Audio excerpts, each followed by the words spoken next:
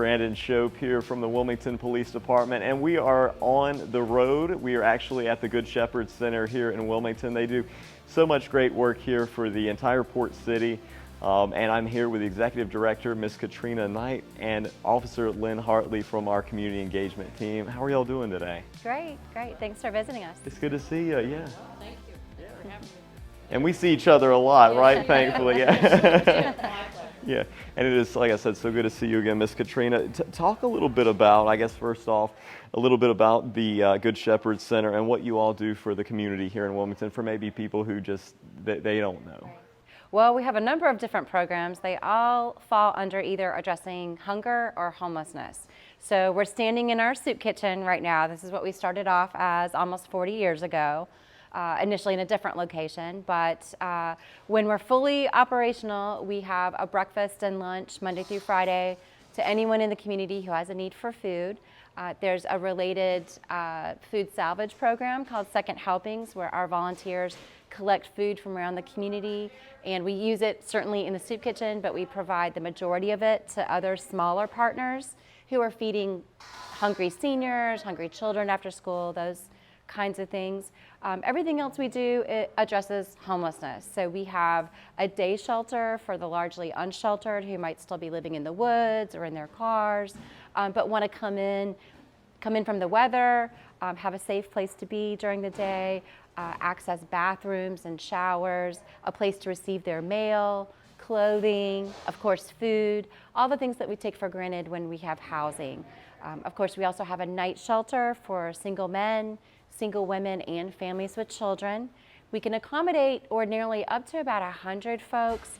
During the pandemic, we've scaled that back a little bit for distancing, so we're at about half that right now, about 40 to 50 folks. Now, Katrina, I've known you for several years, and I'll be honest, I just learned a lot about the center. You know, I mean, that is a lot. Yeah. I mean, y'all do, you know, so much good for our area, like I mentioned before. Now, I know, you know, obviously you all have partnered with the Wilmington Police Department for quite a while. Officer Hartley, tell me a little bit about the role that the police department has played here at the center. You know, doing community relations, that's always a great place to start, is for officers when they have a chance to come in. As you can see behind us, the kitchen, they're working hard back there to help serve the members of the community that utilize this resource. And it always comes back to bridging that gap with police and community. And by doing this, because unfortunately we have numerous interactions with homeless people as a law enforcement agency, and we have a fairly large population here. But by us as officers taking that few minutes, coming in, serving them, coming in, talking with them, getting to know the staff, they get to know us, and it opens up that dialogue where good information goes back and forth. And at the end of the day, it helps this facility stay afloat and serve the people, and most importantly, the citizens who use this facility. Mm-hmm. Yes, ma'am. And now, Ms. Katrina, going back to that, from the center's perspective, how has the partnership with the WPD been for you all? We kind of rely on them as kind of our ambassadors out in the community, and I can't tell you how many times over the years someone has, after a long period of living in their car or in their woods or downtown or what have you, where they have had a moment where they were willing to try coming in for shelter, or even just come into the day shelter, an unfamiliar place that they're not excited to check out, but they have agreed to come in because some officer kind of kept at it with them of, you know, if you want to, you can just go check it out. You know, I can take you over there, or I can, you know, call over and make sure they are expecting you. You know, really just kind of being that presence, reminding folks that, yeah, it's their choice, but we're here for them if they would be willing to give us an opportunity to at least let them know what's available, what we can help them with. And increasingly that includes unsheltered people, helping them understand you don't have to agree to stay overnight to come in during the day and for us to have a conversation with you about what it would take to get you back to housing again. We're about that whether you stay overnight or not. And a lot of folks, even homeless people have their misconceptions about shelter. And so our officers really are often, again, kind of ambassadors for us, helping kind of break down that misunderstanding and encouraging people to, there's no harm in coming and visiting and seeing what the space is like, seeing what you could access. Maybe you're only willing to come for a shower. That's okay. We'll start there.